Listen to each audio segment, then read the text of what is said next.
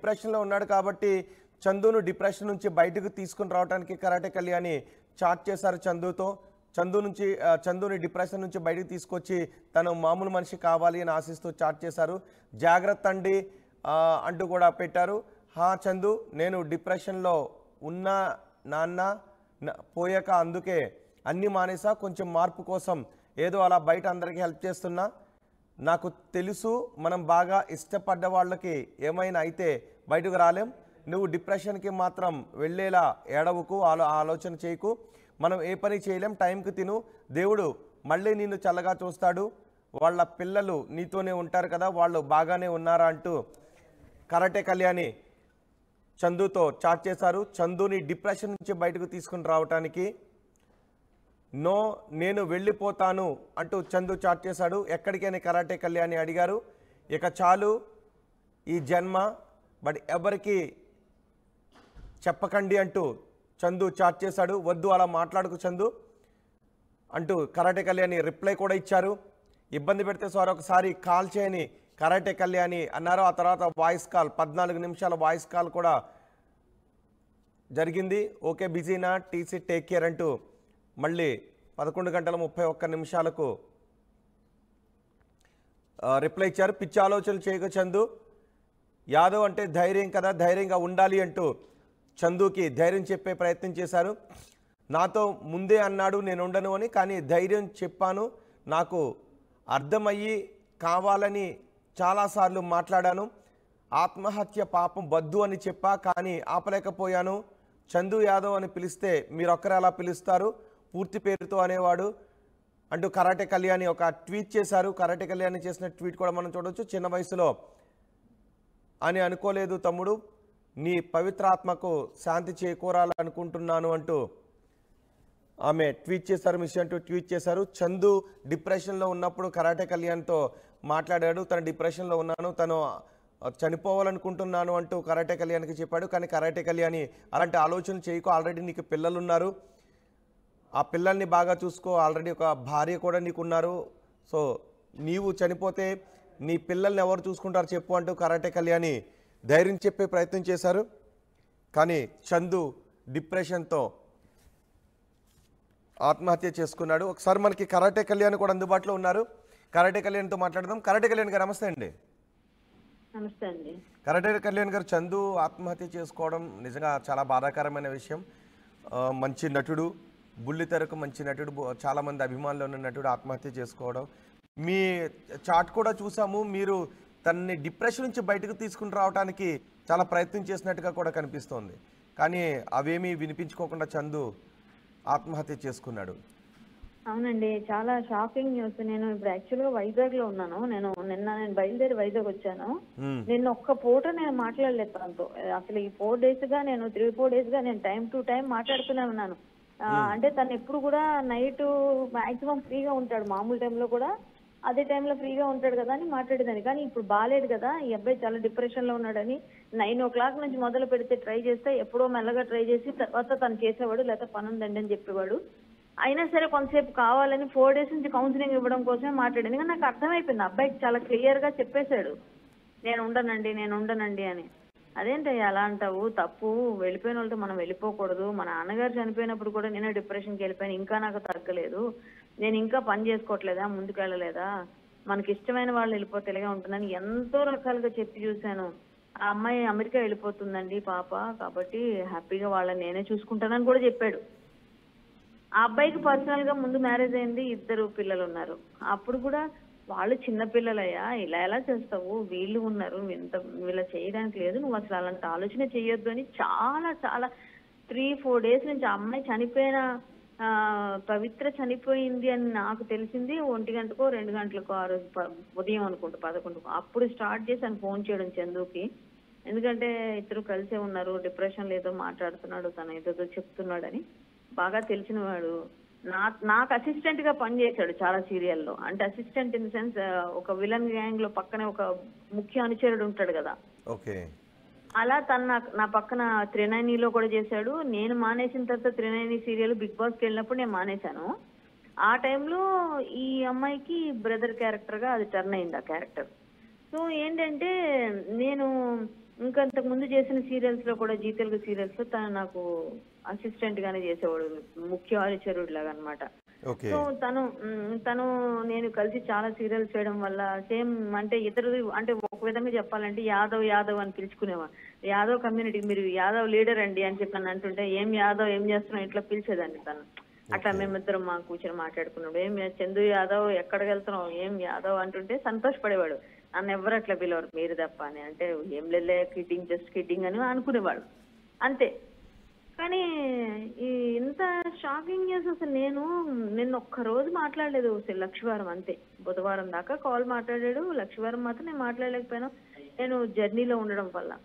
మళ్ళీ మార్నింగ్ చేద్దాంలే అని నిన్నే అనుకుని సర్లే ఇంట్లో పనులు చేయిస్తున్నాం కదా ఇక్కడ, మళ్ళీ సాయంత్రం ఎప్పుడు చేద్దాంలే అనుకుని ఒక గంటకు ముందు 2 గంటల ముందు చేసేదాన్నే లేట్ చేశారు. సరే 9-10 తర్వాత చేద్దాంలే ఫ్రీ ఉంటాను కదా నేను కూడా అని చేయలేదు నేను. ఈలోగా నాకు న్యూస్ వచ్చింది. నేను షాక్ అయిపోయింది, నిజమేనా కాదా అని అసలు తట్టుకోలేకపోయాను. ఎందుకంటే మాట్లాడుతూ మాట్లాడుతున్న పిల్లడు సడన్ గా ఇట్లా చేసేసుకుంటాడు అనుకోలేము. అందులోనూ ముందు రోజు చెప్పాడు కూడా క్లియర్ గా, నేను వెళ్ళిపోతేనే కరెక్ట్ అండి, ఆమె వెళ్ళిపోయిన తర్వాత నేను బ్రతికితే తాగుబోతోడిని అయిపోతాను, లేకపోతే పిచ్చోడిని అయిపోతాను, నేను ఉండకూడదండి ఇలా మాట్లాడేవాడు. మాట్లాడిన ప్రతి క్షణం నేను వీడియో కాల్లో వద్దులే కానీ ఆడియో కాల్లో మాట్లాడితే వద్దండి నాకు బాగాలేదు, నేను ఇంకా ఎంఆర్ఐ చేయించుకోలేదు, నిమిషం కుక్కలా ఉంటుంది నా పరిస్థితి, నాకు అప్పటికే కనిపిస్తుంది అని అన్ని చెప్పాడు. ఇక్కడ ఏదో కూడా వైజాగ్ లో హాస్పిటల్ వాళ్ళు బాగా ఎవరో కొన్నారని, వైజాగ్ లో అంటే మాకు రిలేటివ్స్ అవుతారు, ఒక ఆయన ఉంటారు డాక్టర్, ఆయన గురించి మాట్లాడేటప్పుడు నేను కావాలని డైవర్ట్ చేశాను చాలా టాపిక్స్ చాలా చేశాను. నేను నా ప్రయత్నం అంతా చేశాను. నేను వైజాగ్ కాల్ కూడా చేశారు కదా, ఒక 14 మినిట్స్ సేపు మాట్లాడినట్టున్నారు. ఆ కాల్ ఏం చెప్పాడు అసలు? ఇదే చెప్పాడు, తను ఎంతసేపు ఏడుస్తూనే ఉన్నాడు. 14 మినిట్స్ మాట్లాడమే అప్పుడే కాదు, రోజు మాట్లాడాం. ఒక 3 రోజులు మాట్లాడాను, పావు గంట, 15 నిమిషాలు, 10 నిమిషాలు, 5 నిమిషాలు. తను ఒక ఇంటర్వ్యూలో చెప్పాడు, మీరు అబ్జర్వ్ చేస్తే సుమన్ టీవీ ఇంటర్వ్యూ అనుకుంటా, నాకు మోటివేషనల్ స్పీచ్ ఇద్దాం అనుకుంటే నేను కాల్స్ కట్ చేస్తున్నాను అని.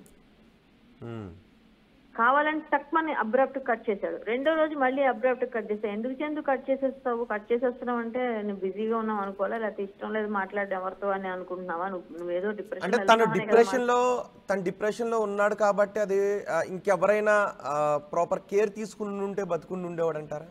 మేబీ అబ్బాయి ఎల్లోనే ఉన్నాడండి. అసలు ఫస్ట్ ఆఫ్ ఆల్ ఏంటంటే వాళ్ళ వైఫ్ తో డివోర్స్ అయిపోయింది, అక్కడ కూడా క్లియర్ అయిపోయిందని చెప్పాడు నాతో. అయితే క్లియర్ అయిపోయింది, మాక్సిమం ఆల్మోస్ట్ ఆల్ ఇవ్వాల్సినవన్నీ ఇచ్చేసి వచ్చేసాను బయటికి నేను అక్కడ నుంచి అని చెప్పాడు. నాకు అడిగితే ఏమైంది, ఆ ముందు పెళ్లికి నేను పిలిస్తే వెళ్ళలేదు నేను యాక్చువల్ గా, అంటే అదేదో బిజీగా ఉండి ఆ టైంలో నేను వెళ్ళలేకపోయాను.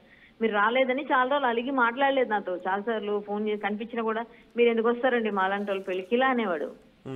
అలాంటిది అబ్బాయి కొంచెం స్ట్రాంగ్ పర్సన్, మళ్ళీ ఫోన్లే బాబు అంటే పిల్లలు కూడా పుట్టారు అని చెప్పాడు. సంతోషం అని చెప్పాను అంతే. నేను ఎక్కడైనా షోస్ లో కలిసేవాళ్ళం, ఎక్కడైనా అవార్డ్ ఫంక్షన్స్ లో అలాంటిది ఇట్లా చెప్తే కొంచెం అయ్యో పిల్లోడు ఏదో డిప్రెషన్ లో ఉన్నాడు, సర్లే ఎవరు మాట్లాడకపోతే ఫీల్ అవుతాడు, లోన్లీగా ఉన్నట్టున్నాడు అని. నేను ఒక్కడనే ఉంటున్నాను అండి, ఆ పిల్లలందరూ అక్కడ ఉన్నారు బెంగళూరులో, ఇక్కడ ఎవరూ లేరు, నాకు ఈ ఇల్లు మా ఇద్దరు ఉన్నది, ఇంట్లో అన్ని జ్ఞాపకాలు ఉన్నాయి అట్లా మాట్లాడేవాడు మాట్లాడిన ప్రతి నిమిషం. అబ్బాయి ఎంత ట్రై చేసి పవిత్రను అంటే ఇద్దరు సహజీవనం చేస్తున్నారని పవిత్రను పెళ్లి చేసుకున్నాడా? నాతో పెళ్లి చేసుకున్నానని చెప్పాడు. అంటే యాక్చువల్ గా ఇంకా బయటికి చెప్పుకోలేదండి క్లియర్ గా ఓపెన్ గా, మేము పెళ్లి చేసుకున్నారా చందు ఏంటి మీరిద్దరు రిలేషన్ ఏంటి అంటే, లేదండి పెళ్లి చేసుకున్నాం మేము, కాకపోతే అక్కడవన్నీ క్లియర్ అయిపోతున్నాయి, నేను ఇంక అమ్మాయిని అనౌన్స్ చేసేయాలి అన్నంత వరకు వచ్చాడు. చెప్తాను అనుకున్న టైం ఆయనక ఎలాగో నాకు తెలియదు కానీ నాతో చెప్పడైతే పెళ్లి అయిందని చెప్పాడు. సరే పెళ్లి చేసుకున్నారు అన్నది విషయం ఆమె కూడా చెప్పారు. ఎప్పుడంటే మొన్న జీ తెలుగులో ఒక ఫంక్షన్ ఏదో చేశారు, మొత్తం సీనియర్ ఆర్టిస్ట్ జయప్రద గారు వీళ్ళందరితో పాటు చేసేటప్పుడు ఆవిడ నేను ఒక డాన్స్ చేసాం, ఒక డాన్స్ అదేదో సాంగ్ కి డాన్స్ చేసేటప్పుడు, అదే కొత్తగా ఇప్పుడు అంతా బాగా పాపులర్ సాంగ్ కి మేము డాన్స్ చేసేటప్పుడు ఆవిడ నేను సేమ్ కాస్ట్యూమ్స్ కొంచెం దగ్గరగా ఉంటాయి, ఆ డాన్స్ కూడా ఉంటది అనమాట. ఆవిడ నేను కలిసి అప్పుడు మేము కలిసి చాలాసేపు మాట్లాడుకుంటే చందు గురించి ఆవిడ కూడా మాట్లాడింది నాకు. అప్పుడే నాకు తెలిసింది వీళ్ళిద్దరు రిలేషన్ గురించి. సో ఆ తర్వాత ఈమెయిల్ మళ్ళీ చెప్పిందండి, కళ్యాణ్ గారు అడిగారు మాట్లాడారు అని చెప్పేసి ఆ విషయం కూడా చెప్పాడు మొన్న నాకు. ఓకే, అంటే అంత మొత్తం ధైర్యాన్ని కోల్పోయి బలహీనంగా మారిపోయాడు అంటే తన సెన్సిటివ్ గానే ఉండేవాడా ఎప్పుడు కూడా? స్ట్రాంగ్ అండి. పర్సనాలిటీ గాని, తను మంచి జిమ్ వెళ్ళేవాడు. మంచి అన్ని విధాలుగా మానసికంగా, శారీరకంగా చాలా స్ట్రాంగ్ ఉండేవాడు. అబ్బాయి మంచి ఒక విధంగా చెప్పాలంటే సడన్ గా చిన్న చిన్న క్యారెక్టర్స్ వేసిన వాళ్ళకి ఎప్పుడో ఒకసారి టర్న్ అయిపోతుంటది కదా. హ్మ్. లైఫ్ టర్న్ అయిపోతే మంచి క్యారెక్టర్స్ పడేవే. ఏ సినిమాలోనో, సీరియల్స్ లోనో మెయిన్ లీడ్స్ వచ్చే అవకాశం ఉంది మెల్లగా. కాకపోతే వీళ్ళిద్దరికి పెళ్లి అయిన విషయం తెలిసిన తర్వాత జీ తెలుగులో సంథింగ్ ఏదో అయ్యి ఈ అబ్బాయిని రిమూవ్ చేశారు అందులోంచి. ఓకే. ఆ తర్వాత నాకేం చెప్పాడంటే, నేను జీ తెలుగు వాళ్ళు చేశానండి, చేసినప్పుడు ఏమైందో తెలీదు, నేనైతే కాళ్ళు పట్టుకుని బతిమాలండి ఆమె గాని నేను గాని, వాళ్ళని అడిగామండి మేము, మమ్మల్ని పర్సనల్ దానికి దీనికి ముడిపెట్టొద్దు అని కూడా బతిమాలేనండి. నేను ఖాళీగా ఉంటే తనే పోషించిందండి, నాకు తల్లిలా చూసుకుంది అని ఇట్లా చెప్పాడు పాపం. హ్మ్. చాలా చాలా డిప్రెషన్ లో ఉన్నాడండి. అదైతే నేను చెప్పగలను. నేను మాట్లాడిన వ్యక్తిగా నాకు తెలుసు. ఒక బ్రదర్ గా మేము చాలా చాలా సార్లు మాట్లాడుకున్నది, నా పక్కన యాక్ట్ చేసిన ఒక కో ఆర్టిస్ట్ గా నాకు బాగా తెలుసు. అంటే బాగా అసలు పవిత్ర చందు ఇద్దరు కూడా ఇద్దరితోనూ మీకు క్లోజ్ రిలేషన్ ఉండేదా? పవిత్రతో నాకు ఓన్లీ సెట్ లో మాట్లాడుకునే వాళ్ళం. త్రినైని చేసేటప్పుడు నాది స్టార్టింగ్ బిగ్ బాస్ కి వెళ్ళేటప్పుడు స్టార్ట్ అయింది ఇది. అంతకు ముందు కొంచెం రోజుల ముందు హ్మ్. నా క్యారెక్టర్ మంచి క్యారెక్టర్, మంచి లీడ్ రోల్స్. నేను ఉన్నప్పుడు వీళ్ళందరి క్యారెక్టర్స్ మా ఇంటికి వీళ్ళందరూ వచ్చినట్టుగా సీన్స్ అన్నమాట. అప్పుడు నా కూతురు పెళ్ళని అట్లా. అప్పుడు వీళ్ళంతా నాతో పాటు వచ్చేవారు. ఈ పవిత్ర మొత్తం హీరోయిన్స్ అందరూ వచ్చేవారు నా ఇంట్లో. అది ఫిల్మ్ సిటీలో షూటింగ్. అప్పుడు ఈ అబ్బాయి నాకు అసిస్టెంట్ గా ఉండేవాడు అని అట్లా మొత్తానికి ఆ టైంలోని అంతకు ముందు టైంలోని అది నాకు అంత గుర్తులేదు. చందు నేను ఏం సీన్స్ చేసాం అన్నది గుర్తులేదు, కానీ అప్పుడు హ్మ్. తర్వాత ఈ క్యారెక్టర్ మాత్రం బానే ఒక నా అసిస్టెంట్ గా అయితే క్యారెక్టర్ చేశాడు. అది తను చెప్పాడు, మనం చేసిన సీన్స్ బాగా వచ్చాయండి అని కూడా చెప్పేవాడు. అంతవరకే. ఆ తర్వాత లేదు. కానీ పవిత్రతో అప్పుడే రిలేషన్. అంటే మాట్లాడేవాళ్ళం, డ్రెస్సులు చీరల మీద ఆడవాళ్ళు ఏం మాట్లాడుకుంటే చీర బాగుంది, ఈ నగలు బాగున్నాయి, ఇవే మాట్లాడుకునే వాళ్ళం. కలిసి తినేవాళ్ళం, కలిసి ఏదో సరదాగా మాట్లాడుకోవడం, కొంతసేపు కూర్చోవడం, పాటలు వినడం, ఇలానే ఉంటుంది అంటే షూటింగ్ మేకప్ లో. చందుకు ఆల్రెడీ పిల్లలు ఉన్నారు కదా, పిల్లల గురించి ఏమైనా మాట్లాడేవాడా ఎప్పుడైనా? ఇద్దరు పిల్లలు ఉన్నారు, బాగున్నారు. కానీ అసలు వాళ్ళంతా అబ్బాయి అసలు మైండ్ లో లేదు ఇప్పుడు. వాళ్ళంతా వదిలేసాను, వాళ్ళు హ్యాపీగా ఉన్నారు, వాళ్ళకి అన్ని ఇచ్చేసాను, వాళ్ళకి నా ఆస్తి ఏదో రావాల్సిందే, అన్ని ఉన్నాయి, అన్ని వదిలేసి వచ్చేసానని చెప్పాడు నాకు. అంతే. నాకు ఓకే. తెలిసినంత వరకు అబ్బాయి ఈమెతో రిలేషన్ తర్వాత వాళ్ళకి ఏవో డిస్టర్బెన్స్ అందరి ఇళ్లలో వస్తాయి కదండి. వదిలేసి పిల్లల్ని వదిలేసి వెళ్ళిపోతే ఏ ఇంట్లో ఒప్పుకుంటారు? అట్లానే ఉండుంటుంది ఏదో సంథింగ్ గొడవ గిడవ అంతా ఏదో అయ్యి ఉంటుంది. ఆ పర్సనల్స్ మనకు తెలియదు, కానీ నాతో అయితే చాలా వరకు ఇంతవరకు చెప్పేవాడు. ఇది మాట్లాడాను మొన్న. నేను కావాలని ఏంటి నీ పొజిషన్, నీకు చెయ్యి ఎలా ఉంది, నీ కాలు ఎలా ఉంది, సిటీ న్యూరో సెంటర్ లో చూపించుకో, నువ్వు నాకు తెలిసిన డాక్టర్స్ ఉన్నారు అక్కడ, మధు గారు అని ఉంటారు ఆర్థోపెడిక్, ఆయన దగ్గరికి వెళ్ళు అని కూడా నేను డాక్టర్స్ పేర్లు కూడా చెప్తే కొన్ని రోజులు ఆగండి తగ్గిన తర్వాత వెళ్తానంటే, నేను కూడా ఊరెళ్ళి వస్తాను చందు, వచ్చిన తర్వాత మనం కొంచెం నేను ఒకసారి కావాలంటే నేను చెప్తాను, నువ్వు వెళ్ళి చూపించుకో, తలకి ఎప్పుడు కూడా నిమిషంకి ఒకలా ఉంటున్నానని చెప్తున్నావు, అది నెగ్లెక్ట్ చేసే విషయం కాదు అసలు, అలా ఎప్పుడు చేయకూడదు అని చెప్పాను నేను. అంటే ప్రమాదంలో గాయాల పాలయ్యాడు, ఆ తర్వాత డిశ్చార్జ్ అయ్యాడు. మరి ఎవరు చూసుకుంటున్నారని చెప్పేవాడు తనని? ఎవరు చూసుకోలేదండి, ఎవరు లేదు. ఇంకొక విషయం చెప్పాలంటే అబ్బాయి బాగా ట్రోల్స్ కి ఫీల్ అయిపోయాడు. ఏ విధంగా అంటే నాతో అనడం, ఈ ట్రోల్స్ కూడా నేనే చంపాను అన్నట్టు మాట్లాడుతున్నారండి. ఇవన్నీ నాకు చాలా పెయిన్ అనిపిస్తున్నాయి, నేను ఎందుకని ఆమెను అంత పిచ్చిగా ప్రేమించాను, నేను ఎందుకు చంపేస్తాను, అసలు నేను ఎలా చంపేస్తానండి, నాకేం పనండి, వీడే చంపేస్తాడు అని మాట్లాడతారు, వీళ్ళకి నోటికి వచ్చినట్టు మాట్లాడతారు. ఏం ట్రోల్స్ అండి ఇవన్నీ, ఇవన్నీ వింటుంటే బతకాలనిపించట్లేదండి. ఎందుకు నేను ఆమె వెళ్ళిపోయిన తర్వాత ఉండి ఇక్కడ ఏం చేయాలండి, ఎవరు చూసుకుంటారు, నన్ను చూసుకునే వాళ్ళు లేరు, నాకెవరున్నారండి ఇప్పుడు, ఇలాగే అన్నాడు. అది కూడా తప్పు. మన జనాలు కూడా నిజంగా బాగా బాగా చంపేస్తారండి జనాలు మనుషుల్ని. అవును, మీరు ధైర్యం చెప్పే ప్రయత్నం చేశారు, డిప్రెషన్ నుంచి బయటకు తీసుకొచ్చే విధంగా కౌన్సిలింగ్ కూడా ఇచ్చారు. అనుకున్నారా మీరు ఇంత పని చేస్తాడు చందు అని? అనుకోలేదండి నేను. అంటే ఇప్పుడు నేనేం ఊహించుకున్నాను, ముందే నేను అలా అయితే ఏదైనా కొంచెం అలర్ట్ చేసేదాన్ని. అసలు నేను మామూలుగానే ఎవరో తెలియని వాళ్ళకే నేను హెల్ప్ చేయడానికి వెళ్ళిపోతుంటాను. ఎవరికైనా బాధ ఉందంటే నా ఫ్రెండ్ సర్కిల్ అందరికీ తెలుసు. ఎవరికైనా చిన్న ఇష్యూ ఉందంటే అయ్యయ్యో వాళ్ళకు ఎవరు చేస్తారని నేనే వెళ్ళిపోయి అన్ని పూసేసుకుంటుంటాను. మళ్ళీ తిట్టించుకుంటాను. ఎన్నో జరిగాయి నాకు. కానీ ఈ అబ్బాయి ధైర్యవంతుడు. ఏదో చెప్తున్నాము, మాట్లాడుతున్నాము, కొన్ని రోజులు మాట్లాడితే బయటకు వస్తాడులే, లేకపోతే ఏదో పని ఏదో దానిలో ఎంగేజ్ చేయించవచ్చు, ఏదో ఒకటి చేద్దాంలే, తెలిసిన వాళ్ళు కళ్ళారా ఇదైపోతే ప్రాబ్లం అని చెప్పి అనుకున్నాను. కానీ అందరూ బాధలో ఉన్నప్పుడు డిప్రెషన్ లో మాట్లాడుతున్నాడులే, కామన్ ఇది. మా నాన్నగారు ఇదైపోయినప్పుడు నేను కూడా అసలు బతకాలనుకోలేదండి. నాకు అలాంటి పరిస్థితి ఉండింది. మా నాన్న అంటే అంత ప్రాణం కాబట్టి. కానీ మరి మనం బయటకు వచ్చి మనం సాధించుకోవాలి అని ఏవో చెప్పా అబ్బాయికి. ఎందుకంటే నేను ధైర్యం చెప్తే కొంచెమన్నా బయటకు వస్తాడు, ఒక మనిషి ఎవరో మనకు సపోర్ట్ చేస్తున్నారులే అనుకుంటారులే ఆటోమేటిక్గా అనుకున్నాను. కానీ ఇంత బేలగా అయిపోయి అసలు అనుకున్న దాని మీద నిలబడిపోయి నేను చచ్చిపోవాలి అన్న మాట 2 రోజులు 3 రోజులు అనుకున్నాడు. నేను ఉండనండి, మీరు ఎవరికి చెప్పకండి అన్నాడు నాతో. ఇదేంటి ఇలా మాట్లాడుతున్నావు అన్నాను. ఎవరికి చెప్పకండి అంటే నేను కోపంలో బాధలో లేకపోతే ఆ పెయిన్ లో నేను ఉండనండి చచ్చిపోతానండి అనడం కామన్ కదా అనే తీసుకున్నాను తప్ప, నేను ఎంత సీరియస్ గా తీసుకుంటాను అనుకుంటే నేను ఇంకొంచెం ఏదన్నా ప్లాన్ చేసి లేకపోతే వాళ్ళ ఫ్యామిలీతోనో వాళ్ళతోనో వెళ్ళి మాట్లాడటము లేకపోతే ఏదో విధంగా ట్రై చేసేదాన్నేమో. అసలు చాలా ఇదనిపించింది. నాకు తెలియదు, నేను ఊహించలేదు. నేనైతే షాక్ నేను నైట్ ఫోన్ చేద్దాం అనుకునేసరికి నేను ఫేస్బుక్ లో ఎవరో పోస్ట్ పెట్టారు మాట, ఏదో స్క్రోల్ చేస్తుంటే ఫేస్బుక్ లో కనిపించింది. కరెక్ట్ గా కనిపించేసరికి ఏంటిది నిజమా అని చెప్పేసి యూట్యూబ్ అప్పుడు ఓపెన్ చేస్తే ఆత్మహత్య చేసుకున్న చందు అని వస్తుంది 10:30కి. యాక్చువల్ గా ఆ టైంకి నేను కాల్ చేద్దాంలే ఈ రోజు అని అనుకున్నాను, ముందు రోజు చేయలేదు కదా అని. బ్యాడ్ లక్ అండి, చాలా ఘోరం చేశాడు అబ్బాయి. అట్లా చేయకుండా ఉండాల్సింది. అయినా ఒకటండి, వైఫ్ ని పిల్లల్ని వదిలేసేంత ప్రేమ అబ్బాయికి ఎలా వచ్చిందో ఏంటో. పిల్లల్ని వదిలేసి వచ్చేసి ఇప్పుడు మళ్ళీ ఇట్లా పవిత్ర కోసమే వదిలేశాడండి వాళ్ళని. మరి నాతో చెప్పడం ఏంటంటే జనాలు బాగా మా మధ్య పెట్టేశారండి డిస్టర్బెన్స్, అది స్ట్రాంగ్ అయిపోయినట్టు. అంటే వీళ్ళు అనుకోలేదు అనుకుంటా, నాకు తెలిసి ఫ్రెండ్స్ లా ఉందాం అనుకున్నారో ఏంటో. జనాలు ఏం చేశారంటే పక్కన ఉన్న వాళ్ళు ఉంటారు కదండి, అమ్మలక్కలు వాళ్ళు వీళ్ళు, వాళ్ళ ఫ్యామిలీకి అట్లా ఇట్లా ఉంటారు కదా, ఇక్కడ అక్కడ చెప్పుకోవడమో లేకపోతే అబ్బాయి తిరుగుతున్నాడనో బయటకు వస్తాయి కదండి. వచ్చినప్పుడు ఆటోమేటిక్ పెరుగుతుంది కదా గొడవ.